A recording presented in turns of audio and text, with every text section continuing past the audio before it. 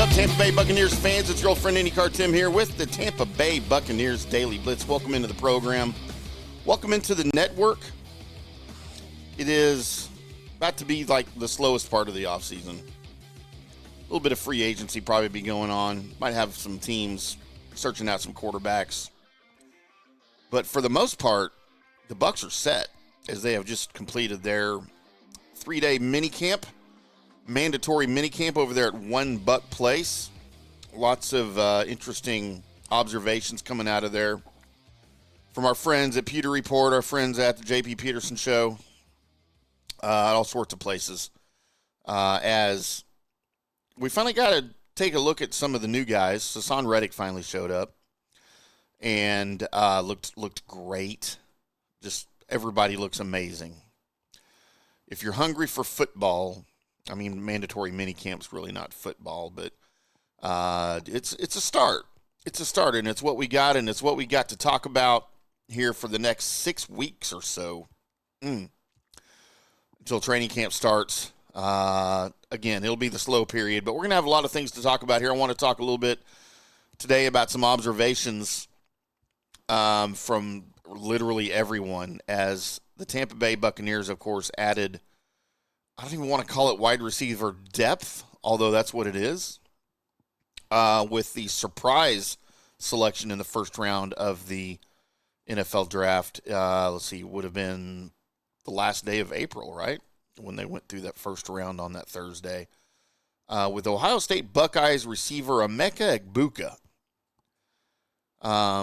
Shocked everybody. Everyone just knew they were going defense. And Jason Light did go defense with the next two picks, got a couple of very impressive-looking cornerbacks in Benjamin Morrison, Jacob Parrish.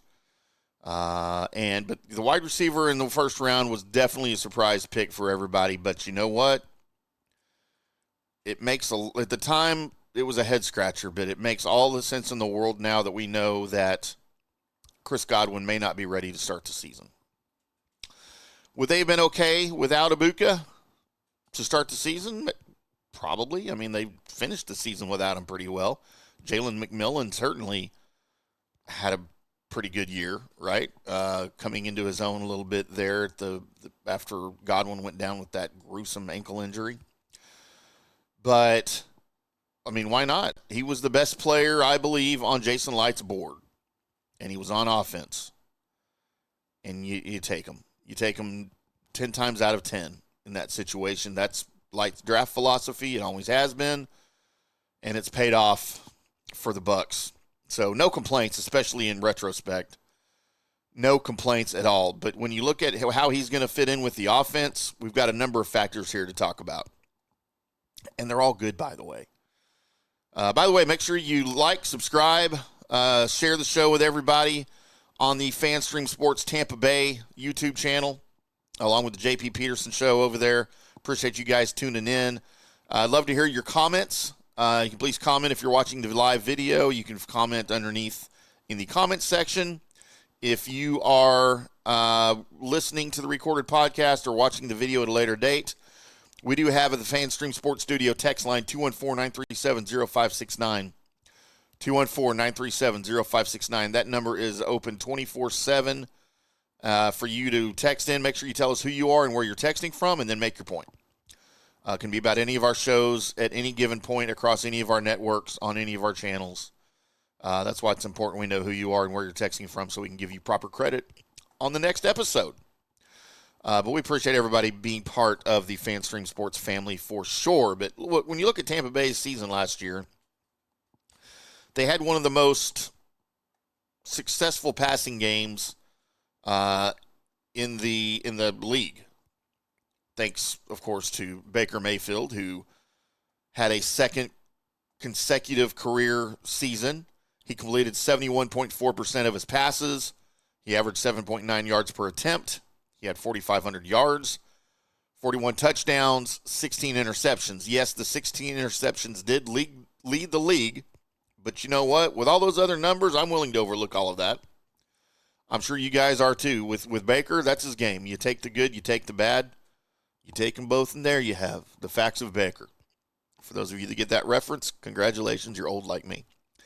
Some of that though was by design because look, the Bucs and Baker spread the ball out really, really well. They had 3 receivers, or 7 different players. I'm sorry, they had 7 different players with at least 30 catches on 50 targets and 300 receiving yards. And that's a big thing. That's a big thing for an offense. And it's important. And a lot of that was by design. Some of it was because of injuries they dealt with, especially the one to Godwin, who was on his way to a career year. He had 50 catches already, 576 yards, and 5 touchdowns through just 7 games as he got hurt at the end of that Baltimore Ravens loss. Literally right at the end, under a minute to play, I believe, in the game. Mike Evans, of course, missed 3 games with his hamstring. Rookie Jalen McMillan missed 4. So the issues left the Bucs depending on some guys deeper down the depth chart that maybe they wouldn't have otherwise. McMillan, the third-round pick, ended up second in routes run on the team last season because of those injuries. Sterling Shepard, who had totaled just 46 targets over the last 2 seasons in New York, he was third in routes run. Guys like Trey Palmer, Ryan Miller, Raheem Jarrett each ran 100 routes or more for the first time in their careers ever or in a long time. So, yeah, a lot of movement, a lot of moving pieces there because of the injuries. But when you look at with the exception of Godwin and Evans, none of those wideouts were very efficient. McMillan had some explosive plays. He ended up with 8 touchdown drives. But, Shepard, Palmer, Miller, Jarrett, they all they didn't have great years. They weren't very efficient. And there's a way to measure the efficiency of a receiver even without a lot of targets, without a lot of catches. It's a per route, per target formula. They produce fewer yards, fewer first downs based on their number of routes than other receivers in the league. They average all that out. That's how you get like an efficiency ranking on those guys, efficiency rating. We know that Godwin's coming back. We know the Bucs decided to add Egbuka and Tez Johnson from Oregon.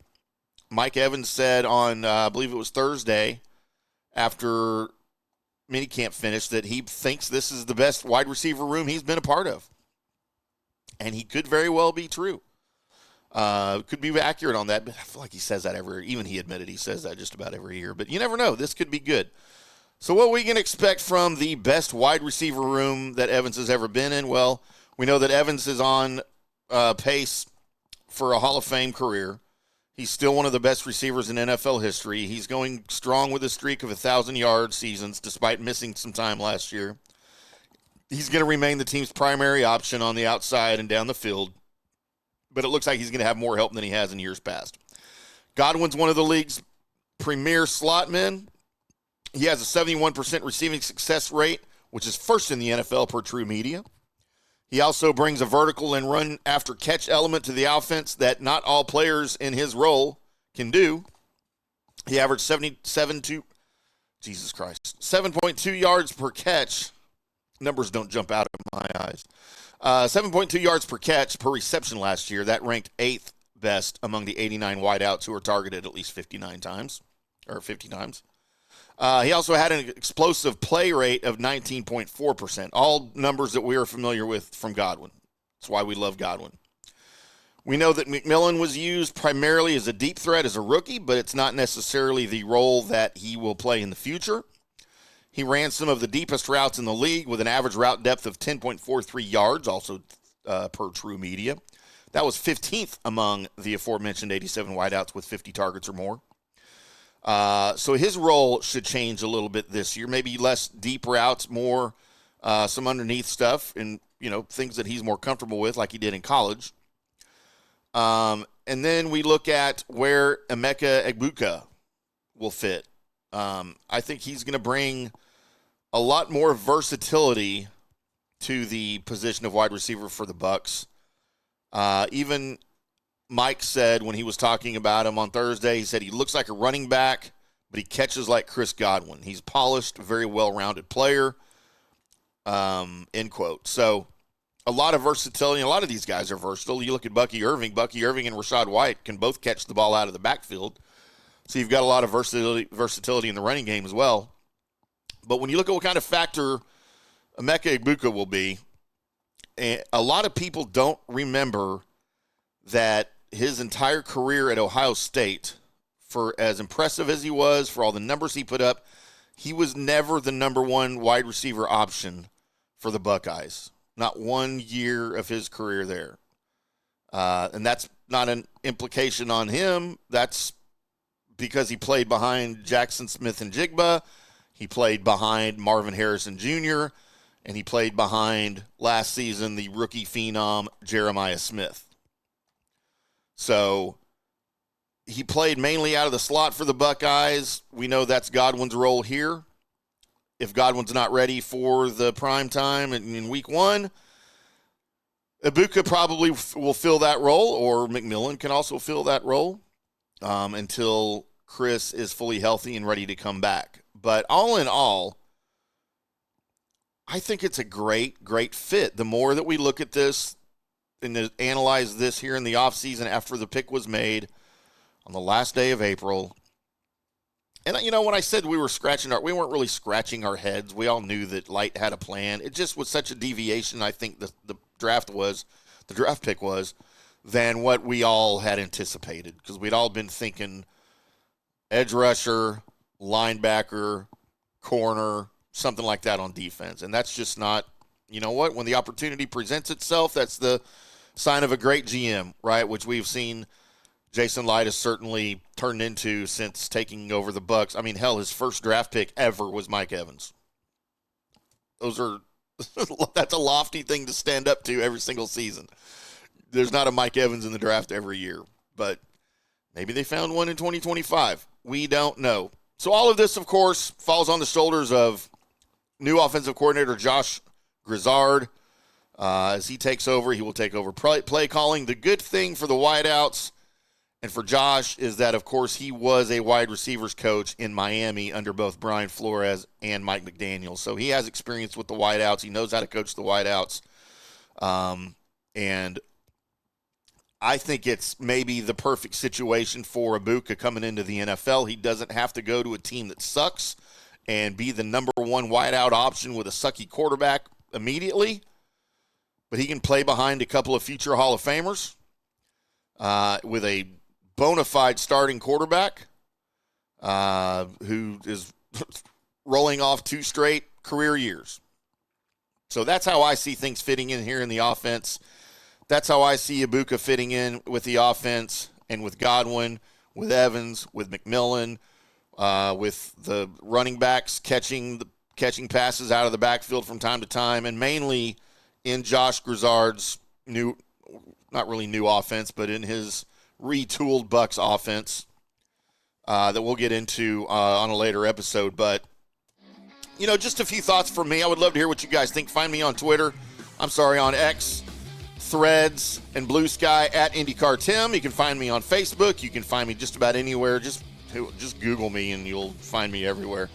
Unfortunately, that's the way it works these days. But I would love to hear from you. What are your thoughts on Egbuka, on the offense, on Evans, on Godwin, on McMillan, how they all fit together with Grizzard, and what you're looking for training camp this year?